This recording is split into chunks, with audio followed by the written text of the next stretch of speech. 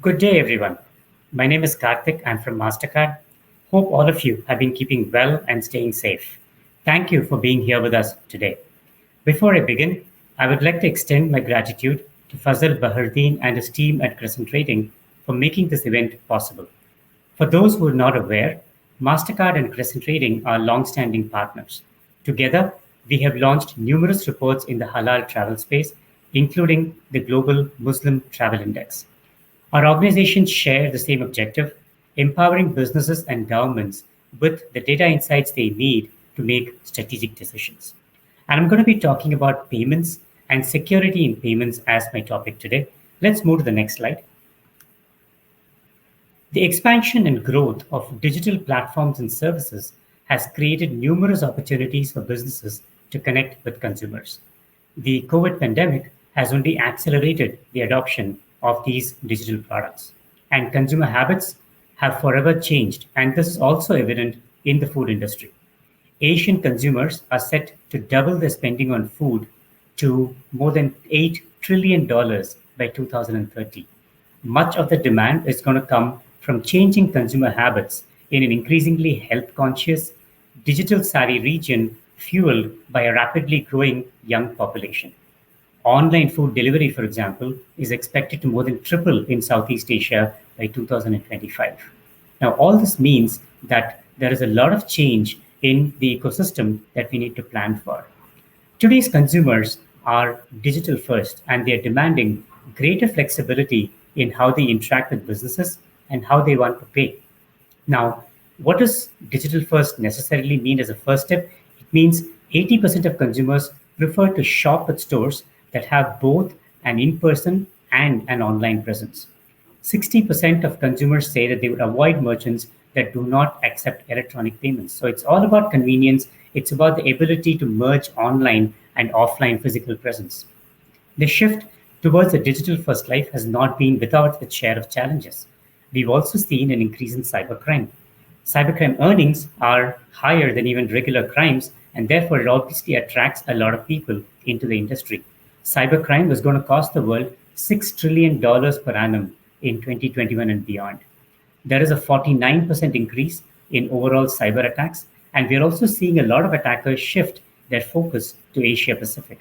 In fact, Mastercard New Payment Index shows that 1 in 4 responders in Asia Pacific reported that they've been victims of fraud in the last 1 year.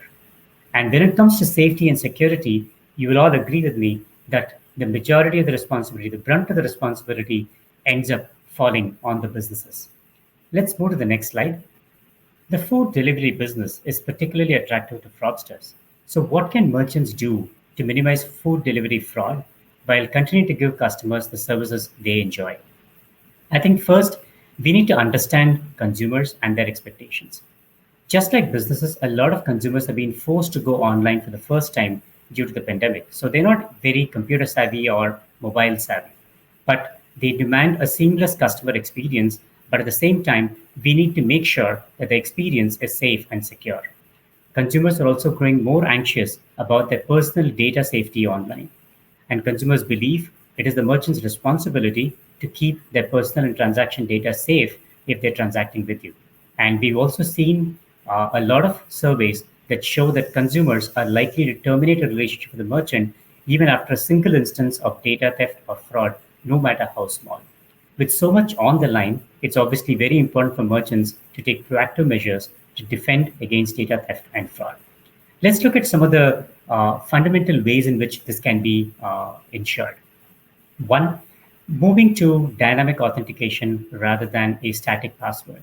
Moving to biometric password for biometric login, for example. These are simple ways in which your app and your website can be made more secure and not vulnerable to account takeovers. Using your business-specific fraud risk modeling. Review your own authorization data, your own fraud and chargeback data and processing capabilities to identify patterns and set rules instead of relying on what is available in the market, because what works for some other business may not work for your business. And if you rely on a PSP for your risk management, work with them to implement your business-specific risk rules. The next point is actually very simple. It is to make sure that you check the card validation code. The CVC number is a 3-digit code that is physically on the back of the card. Now, The interesting thing is that the CVC, it is illegal for merchants to keep the CVV data on file. And if you think about the fact that many of these frauds are perpetrated based on stolen records from some other cyber hack, you will realize that in many cases the attackers do not have the CVV data on file, which means when they try it, it is unlikely to be the right number, and that's a very good way of catching fraud when it's being attempted. Ensuring PCI compliance. PCI means the Payment Card Industry Security Standard Council's rules. They have very clear rules about protecting consumer data in an e-commerce business, and all online merchants are required to comply with these based on the type and amount of data that you store. A big part of how you can avoid chargebacks is avoiding merchant errors, and a substantial number of chargebacks occur because of merchant error. For example, avoiding unclear billing descriptors or confusing return policies, right? Also, keeping detailed records in order to fight chargeback claims, including order details, including shipping details, etc. Require customers to sign for the packages wherever possible, and document every touch point with the consumer so that there is a clear history of what you need to go back with if there is ever a dispute on a transaction. And finally, all this is only going to be useful if the internal security policies in your company are going to be good enough. And that's where watching out for phishing is going to be extremely critical. Fraudsters often embed spyware and malicious links in their email. And this practice is known as phishing. And according to a lot of research, about 1% of all emails in the world today are phishing attacks. And email platforms do not provide enough protection to protect businesses against the phishing attacks.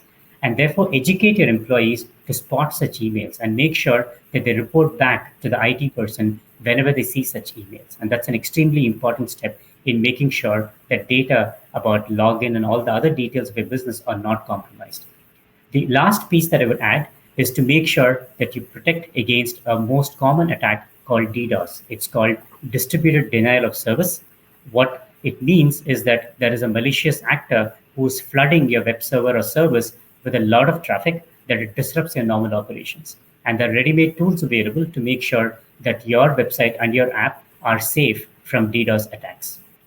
Now, apart from meeting consumer needs, businesses also need to invest in cybersecurity protections for themselves and be less vulnerable to cyber threats. After all, ransomware is probably the most common word you've heard about cybersecurity in the world in 2021. The good news is that data, technology, and tools are available to enable a safe and secure shopping environment for consumers. Often the fear among businesses is that cybersecurity solutions will result in friction in the customer experience and customers will drop off. We've seen that this is not true. Our experience at Mastercard has shown that cybersecurity solutions can simultaneously enhance the customer experience, remove the boundary that exists between a physical and a digital experience, and reduce friction, and all without compromising safety and security. And we strongly encourage businesses to proactively adapt cybersecurity solutions, as cyber crimes are often very costly and constantly evolving. And it is even more important for smaller businesses who often are not able to survive the aftermath of a cyber crime. To combat the increasing sophistication of cyber criminals, leveraging new technologies is absolutely critical for the stakeholders to be able to stay one step ahead in the fight against fraud. I would once again like to thank all of you for being here with us today, and thank you to Fazal and his team. We look forward to our continued relationship with you. Thank you.